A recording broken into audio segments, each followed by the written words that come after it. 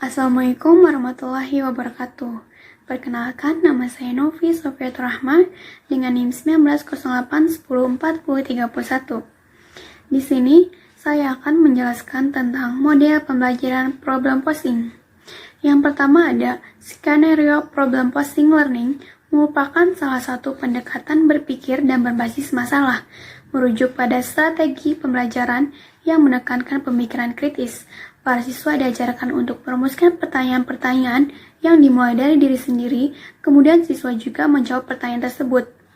Dengan strategi problem posing learning ini, peran siswa sebagai subjek dalam pelajaran sangat berperan, karena siswa dituntut untuk memahami materi dan kemudian merumuskannya dalam soal atau pertanyaan yang lebih sederhana, sehingga siswa akan mengkonstruksikan ulang atas pemahamannya sendiri terhadap materi atas dasar rumusan-rumusan dari pertanyaan sederhana yang telah dibuatnya. Selanjutnya terdapat orientasi model pembelajaran pengajuan masalah atau problem posing, merupakan metode pembelajaran dengan tujuan mengaktifkan siswa agar berpikir kritis dengan cara memancing siswa untuk menemukan masalah berdasarkan topik yang diberikan, sehingga menantang dan memotivasi siswa untuk menyelesaikannya. Perbedaan PBL dengan problem posing: di dalam kelas PBL, untuk mendalami materi, siswa disajikan masalah untuk dipecahkan secara berkelompok setelah mendapatkan beberapa informasi dari guru. Sedangkan dalam problem posing merupakan mode pembelajaran yang mengarah pada pembuatan soal atau masalah. Dengan pembuatan masalah, maka siswa akan dapat memecahkan masalah. Selanjutnya terdapat sintak atau langkah-langkah pembelajaran problem posing. Yang pertama, guru menjelaskan materi pelajaran kepada para siswa. Penggunaan alat peraga untuk memperjelas konsep sangat disarankan, misalnya bisa berupa mind mapping atau yang lainnya. Yang kedua, guru memberikan latihan soal secukupnya. Lalu, siswa diminta mengajukan 1 atau 2 buah soal dan siswa yang bersangkutan harus mampu menyelesaikannya. Tugas ini dapat pula dilakukan secara berkelompok. Yang keempat, pada pertemuan berikutnya, secara acak guru menyuruh siswa untuk menyajikan soal temuannya di depan kelas. Dalam hal ini, guru dapat menentukan siswa secara selektif berdasarkan bobot soal yang diajukan oleh siswa. Yang kelima, guru memberikan tugas rumah kepada siswa.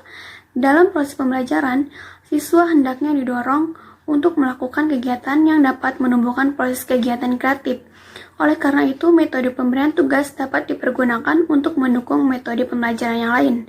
Oleh karena itu, metode penugasan tidak lepas juga dari kekurangan ataupun kelemahan.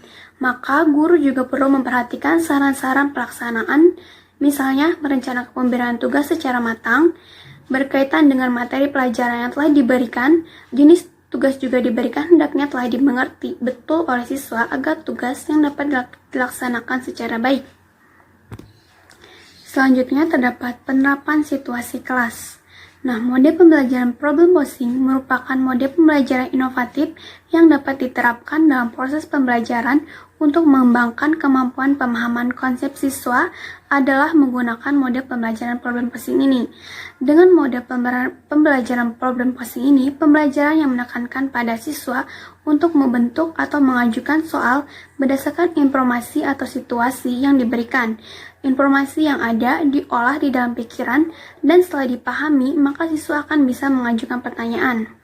Dengan adanya tugas pengajuan soal, akan menyebabkan terbentuknya pemahaman konsep yang lebih mantap pada diri siswa terhadap materi yang telah diberikan.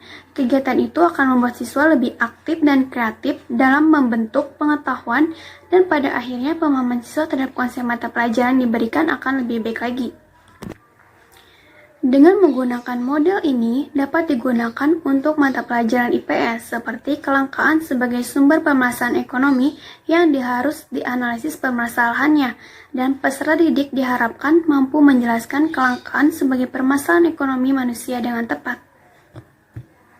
Selanjutnya terdapat dampak instruksional. Berdampak bagi siswa. Yang pertama, siswa yang belajar dengan model problem posing lebih termotivasi dalam belajar karena nuansa yang berbeda dengan model konvensional. Selanjutnya, minat siswa dan pembelajaran lebih besar, dan siswa lebih memahami soal karena dibuat sendiri. Karena siswa terpicu aktif membuat soal, sehingga menimbulkan dampak terhadap kemampuan siswa menyelesaikan masalah. Yang ketiga, membentuk siswa bersikap kreatif dan mendorong siswa untuk lebih bertanggung jawab dalam pelajarnya. Selanjutnya, terdapat kelebihan dan kelemahan problem posing. Yang pertama ada kelebihan problem posing. Yang pertama, siswa terpacu aktif dalam kegiatan pembelajaran dan pembuatan soal, lalu membantu siswa untuk melihat permasalahan yang ada sehingga meningkatkan kemampuan menyelesaikan masalah. Dapat juga memunculkan ide yang kreatif dari pertanyaan yang diajukan, dan yang terakhir mengetahui proses bagaimana cara siswa memecahkan masalah. Kelemahan problem posing ini yaitu membutuhkan waktu yang lama dalam implementasinya, juga membutuhkan banyak buku referensi untuk memperluas pengetahuan dan pemahaman siswa. Sekian dari saya, kurang lebihnya mohon maaf. Wassalamualaikum warahmatullahi wabarakatuh.